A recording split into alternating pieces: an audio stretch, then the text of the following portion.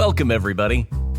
It's time once again for the next chapter with Charlie Hedges, as he explores turning the page on his life and yours. Hi, y'all. Welcome to the next chapter with Charlie. Our guest today is Katie Turner, a registered psychologist with a private practice in Alberta, Canada. Katie is a highly sensitive person and empath. One of her specializations is working with others who have also had this gift. Katie incorporates a spiritual, intuitive lens along with more traditional psychological approaches in her practice. I can't wait as Katie and I delve in to intuition, spiritual awakenings, toxic spirituality. Let's see what Katie has for us today. Katie Turner, welcome to the next chapter with Charlie. Yeah, thanks so much for having me here. I'm excited to dive in with you. Oh, good. Let's start with this, Katie. You and I had a chat with this. In the USA and especially Europe today, we find that many people, especially younger people, are no longer much interested in organized religion. Mm-hmm. However, as we have seen, there is still an almost haunting desire to discover some sort of genuine spiritual experience. What do you think about that? Yeah, I'm not as familiar with the statistics around that. And I think it's a question that often comes up for people, or when we talk about spirituality, a lot of times there is an association of does this mean religion? And they're separate. They can go together, but they're kind of separate dimensions where the religion part's more the organized, the group, the rules, where the spirituality is the individual experience and personal relationship with something bigger than yourself. So it definitely, my area is more that spirituality piece. And I work with people from different religious backgrounds, different faiths, because it's that individual transformational experience, whether you call it God, source, consciousness, higher self, whatever language you use for it. Something apart from the self. Yeah. And at the part, often with this, I talk about spiritual awakening experiences where it's not a logical exercise. It's not like a philosophical debate, pros and cons of, I better believe in God just in case. Yeah. But it's more of an actual transformative experience where you're I know there's something more. And for me, that was kind of my awakening, where I was skeptical. I wouldn't have described myself as spiritual or religious.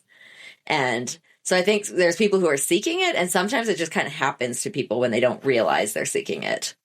What do you find is common among people of different religions and different personal backgrounds that are seeking spirituality? Is there some common denominator amongst all of them, or is it all totally individual? I think it can be very individual, and I can speak to kind of what I see in my own practice, not necessarily global trends. Mm-hmm. But I definitely think it's more this, people have a calling of wanting more of a personal relationship, or they may already be having experiences. They may have had one or two experiences. There can often be a sense of, many people can reach a point in their life where they've achieved a certain level of material success or career success. They have the things, they've reached some of the milestones, but we'll often realize when we get to those that they don't bring everything we were hoping they would bring in terms of satisfaction, peace, meaning, purpose. It can kind of feel is this it? There has to be more. Yeah.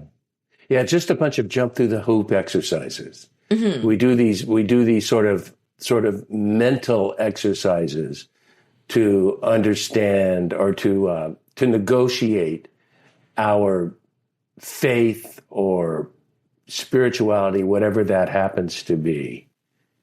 Yeah, that's the downside of religion, is it gets a bit formulaic and follow the system, follow the rules, and you get your e-ticket to heaven. I mean, that's and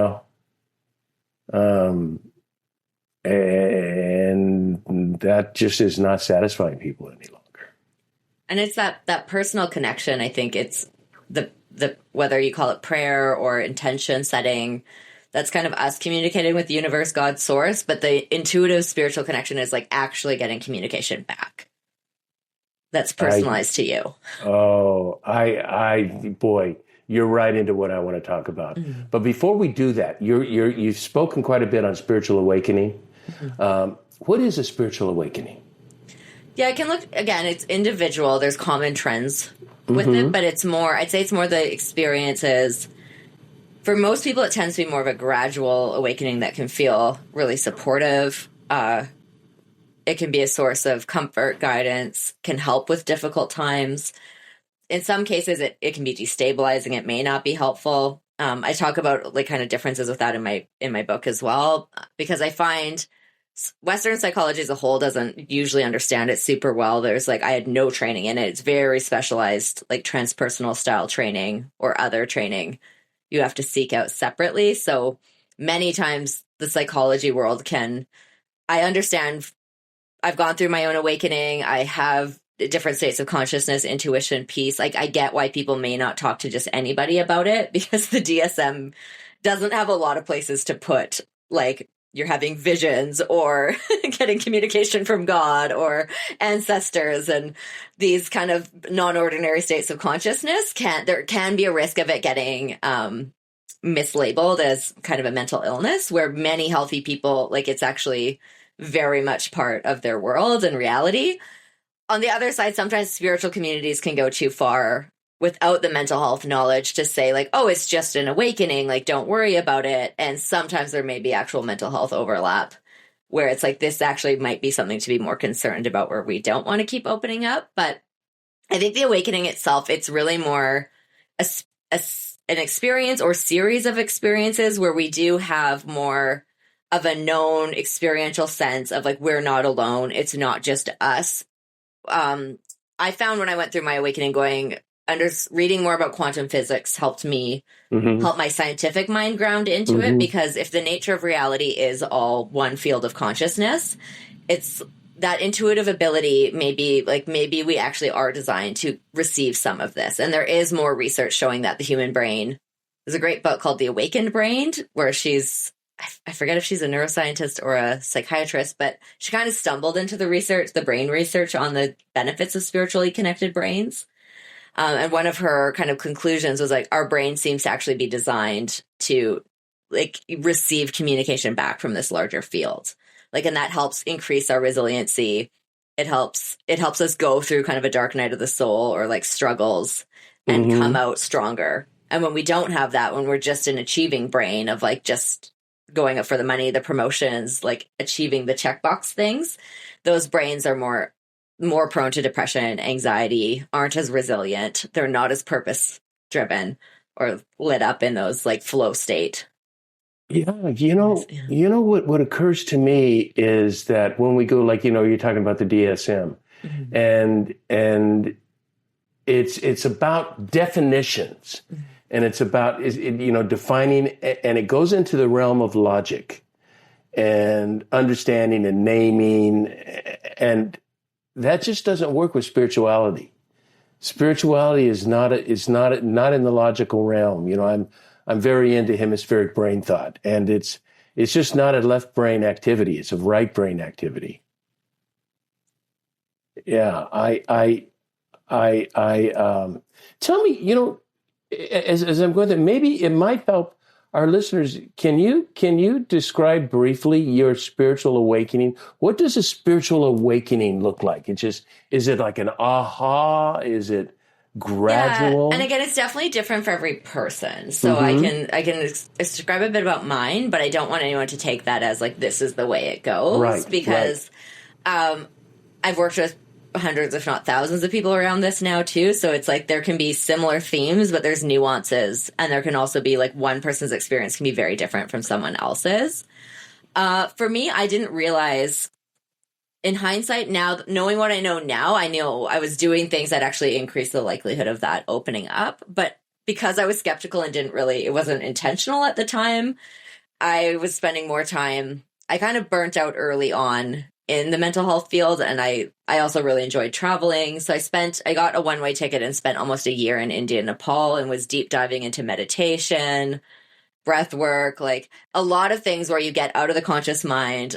also had a lot of space where it's not in to do thinking, planning, next steps, like a lot of space just to be, and exploring different things that are more spiritually connected, where it can, if people want to open it up, like we need to make some space for that. It doesn't need to be as extreme as like take a whole year of your life off, but it might be a few minutes a day over time. And so for me, it started gradually opening more and more. And for me, it was very gradual. It was pretty stable. Then I started, within that process, I realized I was empathic, and that initially I got a lot of intuitive information through physical or emotional sensations. And Western psychology as a whole usually doesn't really recognize that. Like the highly sensitive person term is really well researched, but if people are empathic, I always say be careful when you're Googling it, because it's not studied, it's not researched well. Like, oh, really? It doesn't have the same research backing that highly sensitive person does. And so there's still a lot of debate in the field. Like some people will be like, this is a trauma response, it's autism, it's these other things. Like based on my own clinical work, I would say it's a many pathway model. Like it's not necessarily trauma history. It's not always even autism. There could be some kind of neurodivergent piece going on with it, but it was more, I had done an intuitive development course where it was more just for fun. It wasn't professionally, but we had different exercises to do with different people. And these are all strangers that we don't know. So some of those exercises, when I would describe what I was feeling in my body in terms of emotional feelings, physical sensations, like it was freaking people out and freaking me out as well. And then I realized, I was like, oh, my whole internal state is actually like shifting a lot. Like in terms of like if I working with someone with an injury, I could describe the pain where it was radiating from like, I felt uncomfortable. And then next person, like that's gone. So that was a real light bulb moment. And it took a long time. It took me quite a few years to figure out, okay, what do I do with this? How do I work with this? How do I manage this? Like, but that stood out as a kind of aha of when I realized, like, how long has this been going on? Like, how long have I actually been processing and picking up other energy, emotions, sensations that aren't just mine? And I work a lot with empathic clients too, because traditional psychology, if we're just working at conscious mind level, it always treats things of like, here's tools to recognize and process your own emotions, which is great. And we need that.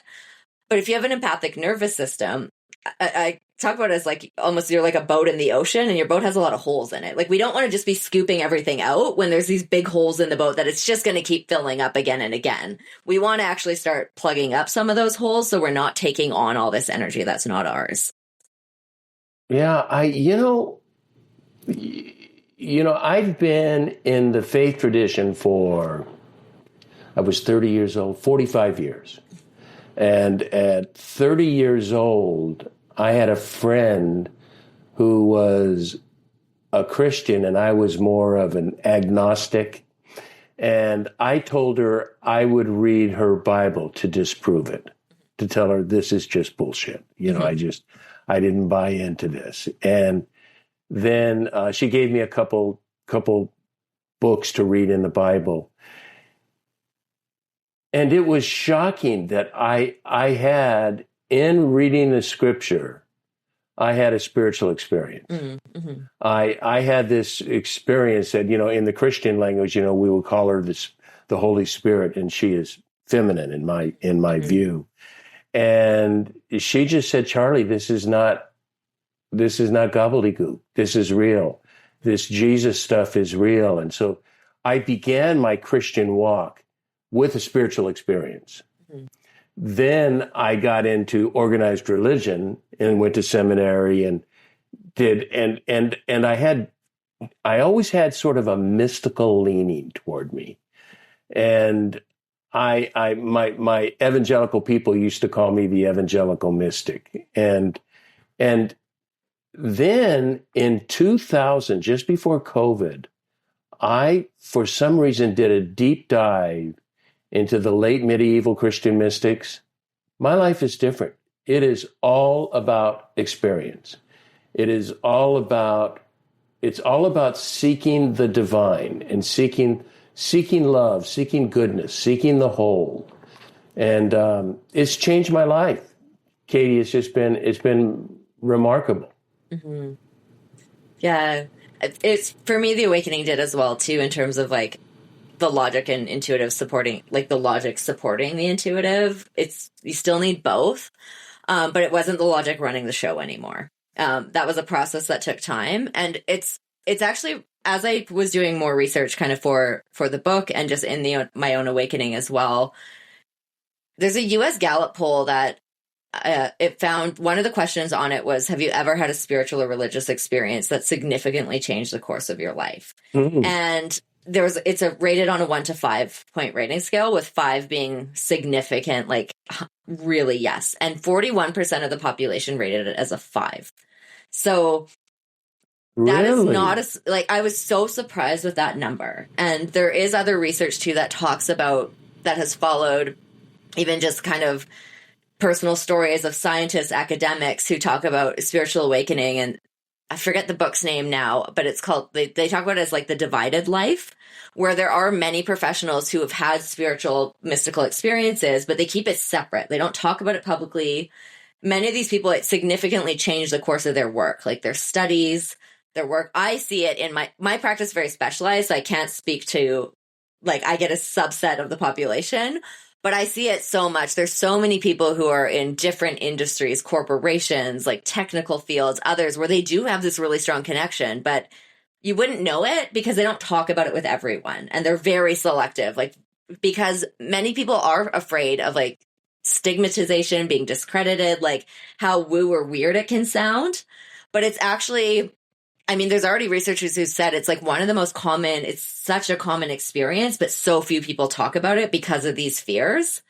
And that's kind of what I want to start combating a bit more, is having more space for people to talk about it, because it's already happening. Like, it's actually not that weird or that uncommon. Yeah. Golly, centuries ago, Augustine wrote, and I'm sure you're familiar with this phrase, that in the soul of every person is a God-shaped hole. Mm. They can only be filled by God. And religious people take that to support their religious sort of views. Mm-hmm. But if you take that to say God and the higher term of God, not the exclusive, this is our God that falls into this, that falls into certain religious doctrines, it is open. And that's what, I like your use of the word energy. There is an energy. It's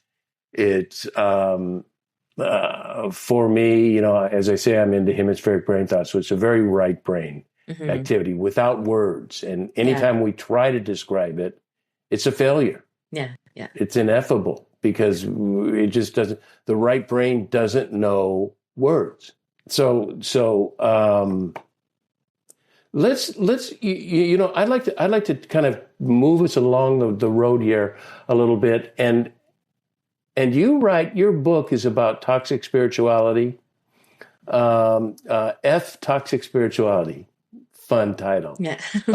What is toxic spirituality?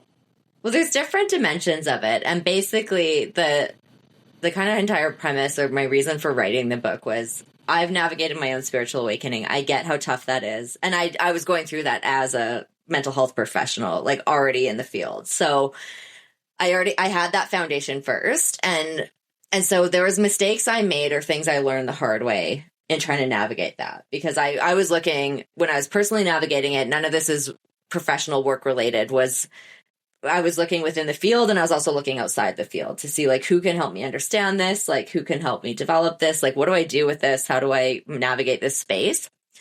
And now I work, because I've done more specialized training, had supervision, transpersonal psychology, other tools, where after close to a decade of this is one of my areas of specialty. I've worked with a lot of people within the psychology of it as well. There's just so many things I was saying again and again and again for people of like, well, how would you have known this? Like, there's no way to know this. If you go through a spiritual awakening and you try to Google like the symptoms or help with this, there's so few professionals who talk about it publicly. Really? There are people who do it behind the scenes, but Google spiritual awakening, Google like intuition development. You will usually get a lot of really, I call it like the Wild West of kind of like videos, answers. You have some really good people. There's some great, authentic people on there, but there's also people who are doing the best they can with where they're at, but may not be helpful. Like there can be a lot of shadow stuff going on in that. There can be harm. There's also one of the things I've seen happen is sometimes people have really high, I've had this personally myself. I recognized it pretty quickly, but I've seen clients get really harmed in certain places where I'm not trying to fearmonger or anything, but sometimes there can be a mistake of high spiritual abilities and like intuitive ability, like high psychic skill does not mean high personal evolution. Like it doesn't mean necessarily that this person is safe or more evolved or like actually has a healthy personality. Because so some this would people, be like a leader, like a teacher, you're speaking of. Coach, like people can end up getting exploited or even traumatized by people who are charismatic and may have a high level of spiritual ability or skill. And it's just, and then people like, because sometimes I'm dealing with the aftermath of that when people kind of find me of like when they've been harmed, when there's been stuff that's happened and they don't know where to navigate those spaces. Again, I don't think it's happening all the time, but when it does happen, it can lead to a lot of harm. And people are already vulnerable and looking like they're open, they're vulnerable. They come to these spiritual spaces kind of expecting that if someone's a leader in there, if someone's got like a high level of public persona or other things, they expect that they're safe. So they can often have their guard down or be in a vulnerable position where they may be taken advantage of. And sometimes that's like, it's just someone not having their own degree of sophistication or skill of looking at their own stuff, like being able to hold safe space, being able to hold appropriate boundaries. Sometimes there's actually like straight up predatory type personalities that it's like, these are dangerous. Yeah. Then you're getting and they're in every space. They're in spiritual spaces too. Oh yeah. Yeah. That is the heartbeat of cults, is it not? Is the charisma, the charm. And then I like your point about if the audience feels this teacher is teaching something that's impacting them, that they're saying, I get this makes sense, then there is this feeling of safety with the person, and that's dangerous, isn't it? If you're not careful. Yeah, it can be. So it's just something, and I think it's one of those things where there wasn't a lot of roadmap out there. So I wanted to put something together that can help people have some reflection questions to guide them in their own journey. And the other side of it too, I think there is some collective stuff where it's almost more our kind of capitalistic, consumeristic culture has infused into a lot of these teachings that have been popularized, where we don't do a great job as a culture of like holding space for hard human emotions. And so there can be these places where spiritual principles can get really washed down in terms of, most of us have been to some kind of workshop around, here's your vision board, like imagine the $1 million check and the like vacations and these things. And so sometimes when people are going through really hard human things, there's a piece of like, we are spiritual beings in a human body and in a human nervous system. Right. And sometimes the spiritual principles can take away the human nervous system of like, just think positively. Well, you've manifested this. Well, you signed up for this. And that can be helpful if a person's in a place to hear that. And it's like coming through from that source energy. Like sometimes that's very helpful in healing. There's other times where that's very gaslighting, very dismissive, very isolating for people. And there's so many different ways it can show up, because sometimes I have people come to me with the spiritual side that they'll think I'm anti-medication, and I'm actually not. I've seen the power really? of... Why would they think you're anti-medication? Because sometimes spiritual communities can go to this place, and I've seen this play out in many different areas, where it's like, if you are taking medication, you have failed. You are not trying hard enough. You are like, this is mind over matter. If you visualize this enough, if you do enough stuff here, I've seen many people be very hurt in their communities or with like friends, with other people in their spiritual spaces where they may need to take hormone replacement therapy. They're looking at medication for mental health, where it can go to the end of like, if you're taking this, you are not spiritual enough, or you don't really believe, or you really, yeah. I mean, but that's, and it gets really dangerous because it's that's like scary. Yeah, it is. Yeah. And it how can be common very is harmful. that? How common is that?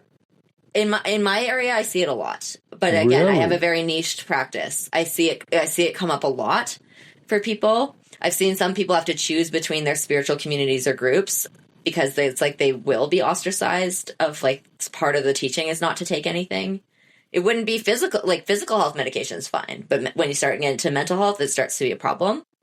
And I can get kind of both sides, but I think we need more nuanced conversation that allows people to really, like, for us not to be the expert on anyone else's path, but support people in exploring what's right for them and know the limits of our own knowledge. Because, you know, pharmaceutical industry as a whole, I get the concern with like just getting a prescription and not dealing with the root of any issues. Sure. But sometimes it's like a necessary or very helpful part of a comprehensive treatment plan. And I talk about that in my book as well, too, because it's spiritual beings in a human experience of like, we need to actually have tools to recognize our emotions, like move through them in healthy ways. We can have mental health be a part of this. Like trauma is stored differently in the nervous system. You cannot just like positive think yourself out of trauma.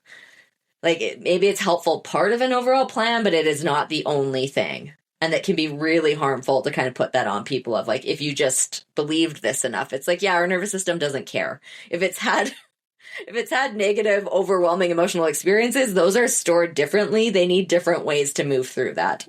Yeah, and sometimes medication is really helpful. Sometimes medication is life-saving. Like there are times where it is very necessary as a part of a comprehensive treatment plan, and it's not less spiritual to take it. As a manic depressive, if I don't have my SRIs, I'm screwed. Yeah. You know, this is now, you know, but that's been several years, but they got me over a hump and I'm in great shape now. And, you know, I surely endorse medication, but, you know, when you're talking about big pharma and you're talking that you know, SSRIs are not, there's no high from an SSRI, you know, there's no addictive, you know, anything that is dangerous. It is just, but you know, I mean, the pharmaceuticals really do mess up the pharmaceutical companies. Yeah. Well, sometimes it could just swing too far one way or the other, where it's either like all spiritual or like all just logical thought, all medical model, where it's more, I think my purpose or what I want to help share is help bringing more of those together to be like, there's different legs of the stool and they're all important to address. I really like that. You know what I want to do is I want to take a quick break. And then I want to come back and I want to talk about the subject that you and I really hone in on, and that's intuition. Okay. I love the subject of intuition. So let's take a quick break. Okay.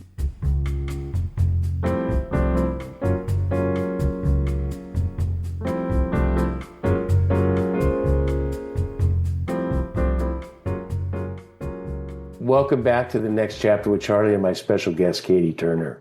And we are talking about spirituality and intuition and the integration or the relationship between spirituality and psychology. I said before the break that I want to talk about intuition, but there is a question because that's where my heart is right now. But I have a question that we've talked about medications and different things of psychology. What is the positive relationship between psychology and spirituality? Yeah, I do think the field is moving more and more in that direction as well.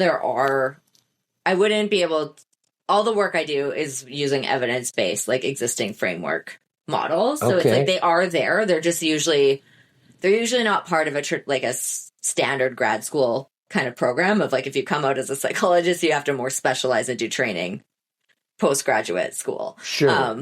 And so it's not everyone's going to have it, but I think there's more and more that can be there. And there's different kind of tools or practices or approaches that do tap into that. Yeah, that's funny. You know, Katie, I have a spiritual director who's the abbot of a monastery. I have a therapist that I see monthly, and I've been in therapy for 35 years, and I have a life coach. So I'm I'm grabbing from all different sources. Yeah. Always trying to grab wisdom, trying to grab understanding. Where am I at?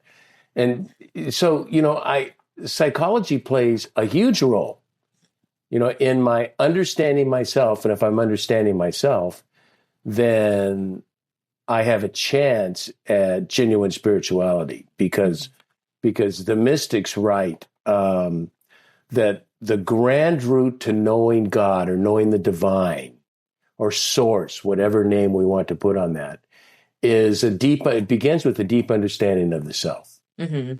And so it's a deep understanding of you and what's going on. We know the divine by understanding ourself, and we know ourself by understanding the divine to the degree that we can understand the divine. Mm-hmm.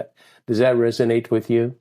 It definitely does, because I think I can speak to kind of the way I practice psychology, which won't speak to the entire field at all. But there is the piece around the intuitive part is oftentimes rational mind, we're going for outer guidance. We're getting at people's opinions. And there's a time and place for that. Sometimes we need more information. We need to understand what the contract is going to be. We need to run the numbers. There's important pieces in the outside world.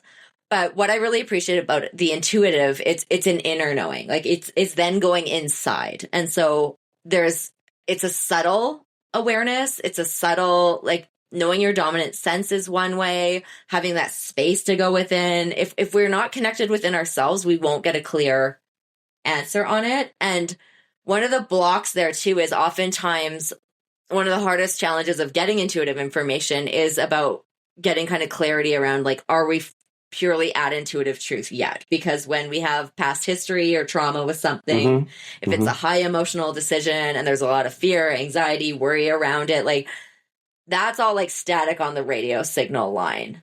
And so sometimes we actually have to go within and work with it layer by layer to say, sometimes we can't get a clear answer right away. We may need to work with, if there's old trauma associated with this, if there's old belief systems coming, we can tell that we're anxious, we're blocked, there's fear, there's a reaction happening inside, but it's not clear of is this an intuitive yes or no?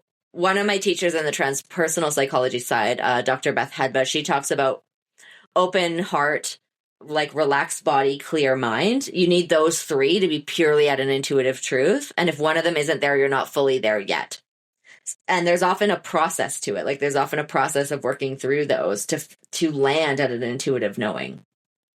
Oftentimes in the beginning, I'd more recommend people actually start experimenting with it in things that are low emotional stakes and more fun or lighter. Because then we can start. It might be if you're going to go meet someone's introducing you to a friend, you've never met them before their house. You might take a few minutes to meditate, to be what impressions am I getting? What do I feel like when I meet this person? What impressions do I have in my imagination of what it might look like? Record those. It's fun. It's low stakes. And then you also get a chance to reality test it to see what if this actually landed or was true without you knowing it. Yeah. Yeah.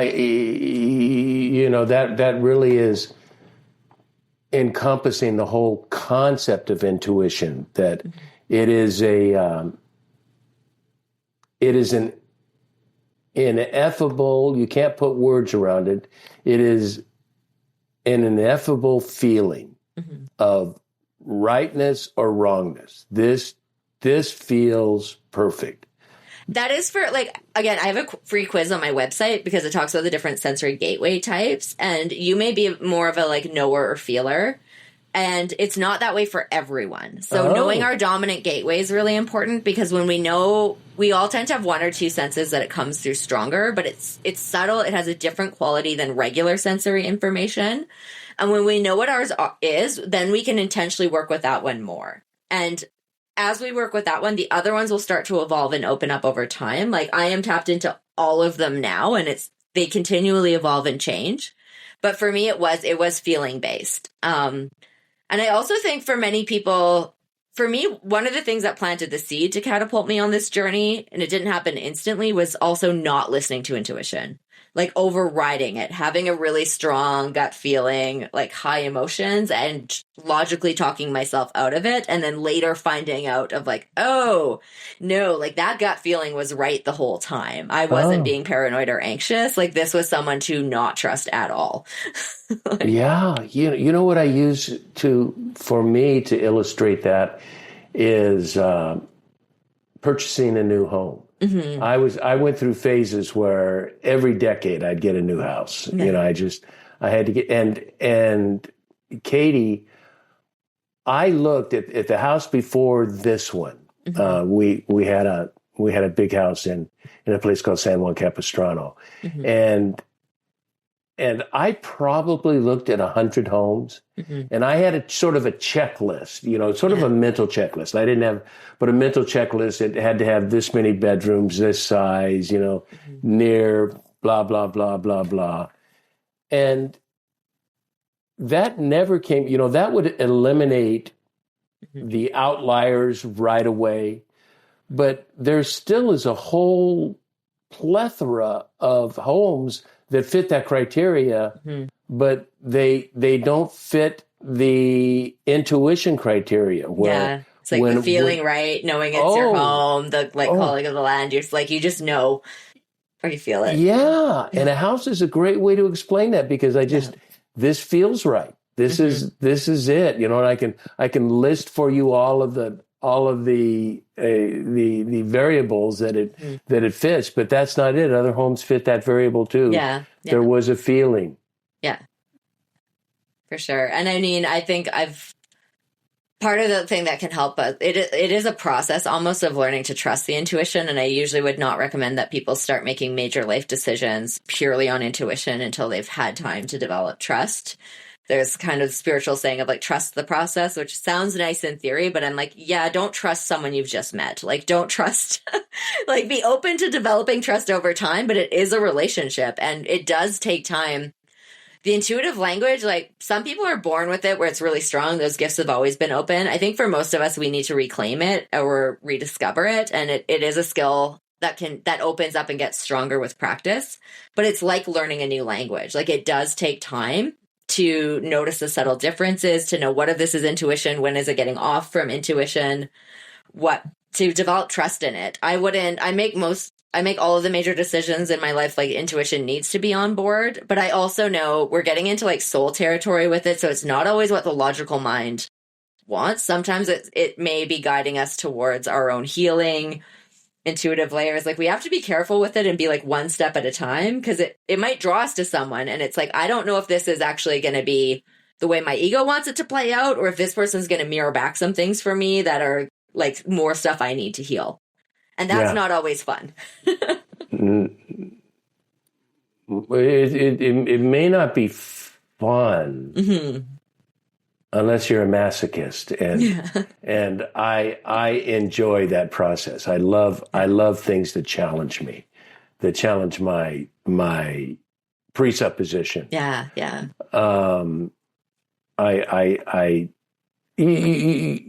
know, one of the things that I say, I just did a talk to a group of executive women in businesses, and we were talking about head and heart. Mm-hmm. And I described to them my process for making a decision. And that on the, are you a Myers-Briggs person? A little bit, but I'm not super familiar. Yeah, I've done a lot of studies. I studied it a long time ago. I just don't use it regularly. I'm a T, so I'm a thinker. Mm-hmm. And so my decisions will follow the thinking track.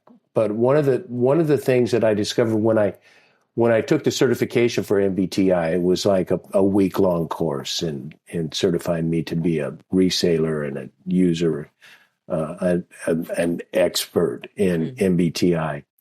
That my type, which is INTP, that I am strongly T, but my shadow self is F, is feeling. Mm-hmm. And it came out in this course, and I was in my 30s when I took the course. Mm-hmm. That with age, that shadow self will emerge and take over. That shadow self, that feeling, you will sort of transition from thinking to feeling. And that's where I'm at. I'm really moving, at my age now that I'm old. So this is getting older is true.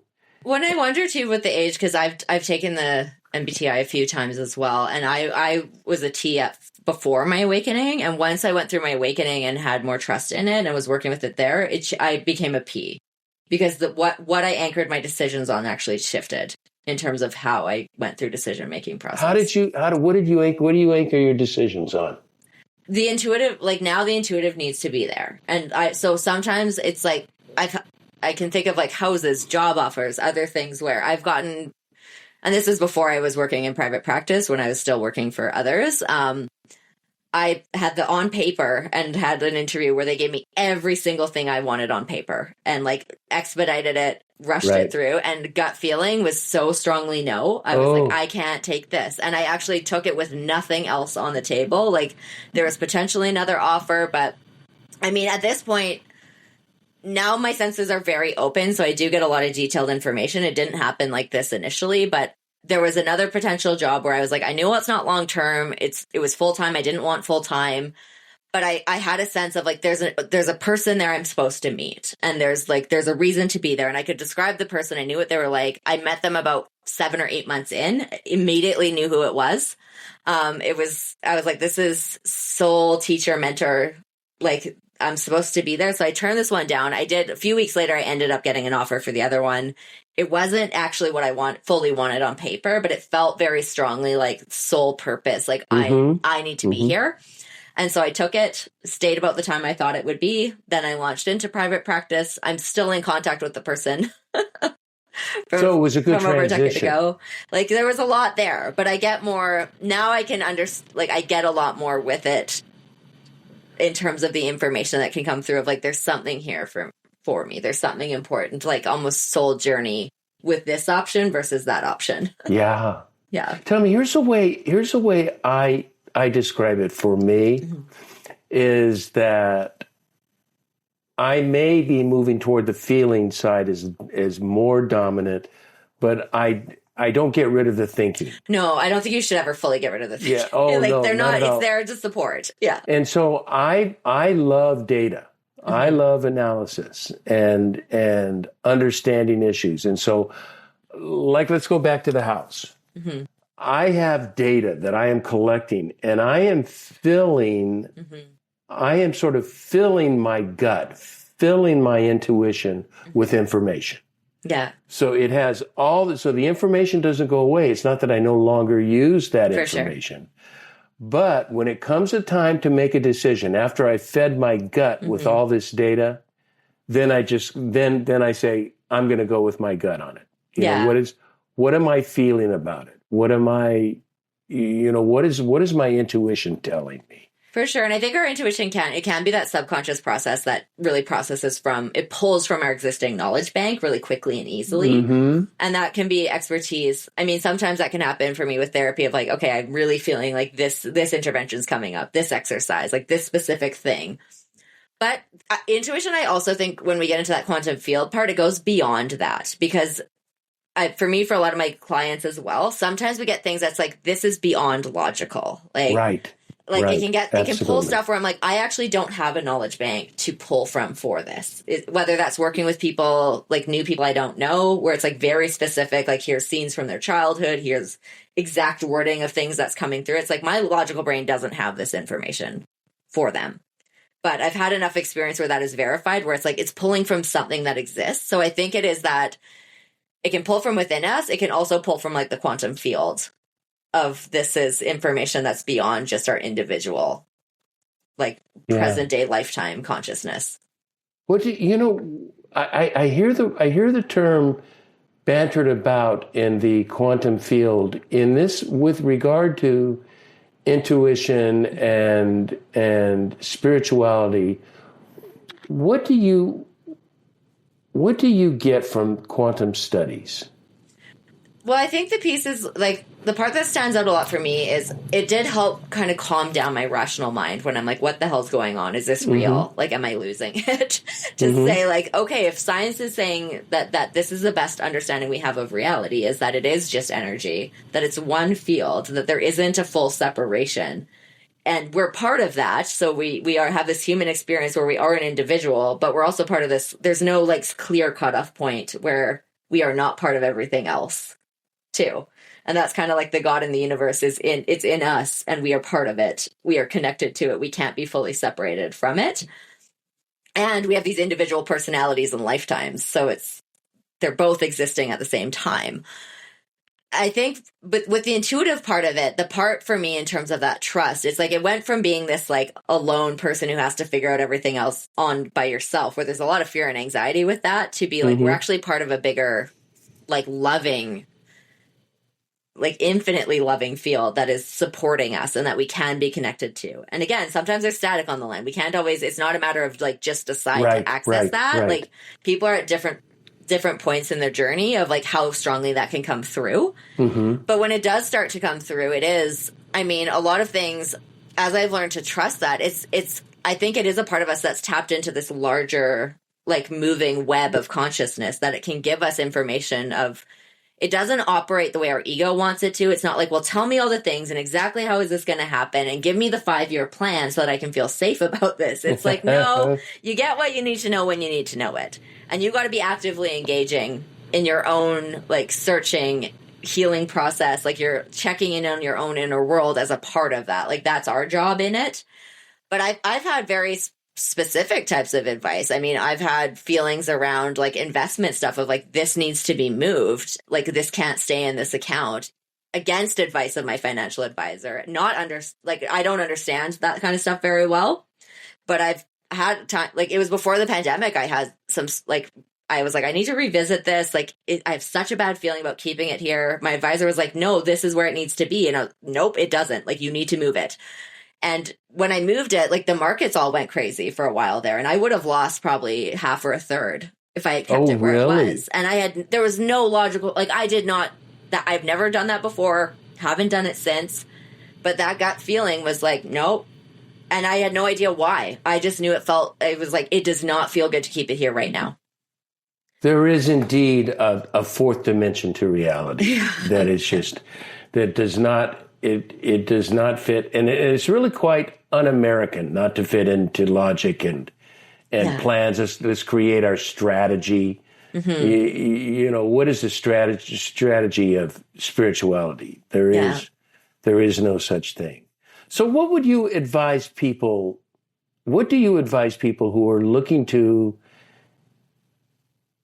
dive deeper into their spirituality through this intuition process? Yeah. Are there, I just talked about no strategy. Do you have a strategy for that? There are things that can definitely help for sure. I think one of the first places is just validating that it is real and that it's not like woo is, I think, a big thing for people.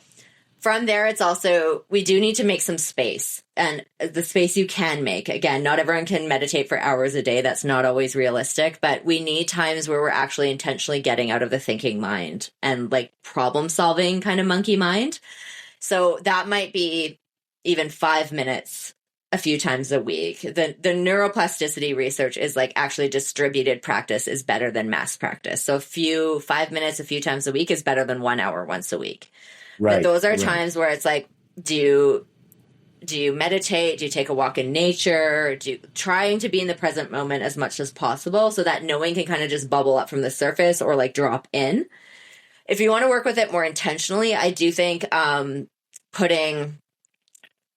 that's kind of why I created that quiz. It's more for fun, but it's more of like when you know this is the way it comes through for you. So keeping either a journal or reflection to say like, these are times where I've had these experiences or I didn't listen to it or I had this feeling. Meditating and intentionally meditating on that sensory gateway or that is your dominant one. It's like that is concentrated practice to help develop that skill. That's like sitting down and practicing piano if you want to get good at piano. Like we need that practice time. And again, like the practicing piano, you don't just jump into a recital and like first time playing in front of an audience. Like, don't make it high pressure at first. Do practice with lower stakes things, like take a workshop with somebody, practice on your own, like get time to record your impressions and see what comes back in terms of that reality loop. Because like, I wouldn't trust it if it didn't actually have trustworthy information to provide. If it just was these impressions and none of it ever materialized into anything, it's not a trustworthy source. So you have to get better at, and it is a process to get better at like recognizing that within ourselves. And it is almost like you said, the words can't fully capture it, but there can be a bit of a decoding, translating process where it gets better at translating it. Right. Yeah. I have a habit. I've made meditation a habit. Every single morning. Every single morning I do a brief inspirational read, and then I just use an app, a meditation app that I've done almost 8 years now, that I meditate for 20 minutes. Now, I'm retired, so I have 20 minutes in the morning. Yeah. So I do that 20 minutes, and it's reflecting on what I'm thinking, who am I. It's trying to silence the noise in my brain, because I have a loud chattering brain but it's made a huge difference, Katie. It's really getting to know me and getting to know my role in developing my own spirituality. It's been very helpful. Katie Turner, thank you so much for spending time with me today. And to let you know on my links, I have a link to your website. I have a link to your book on Amazon. So we want to we want to promote F-Toxic Spirituality that, is really an insightful read. You're a good writer. Thank you. I enjoyed reading. Good job. Thank you so much for coming on today. Yeah, thanks so much for having me. You bet. I also want to thank everybody for tuning in to the next chapter with Charlie. And until next, this is Charlie Hedges signing off. Bye for now.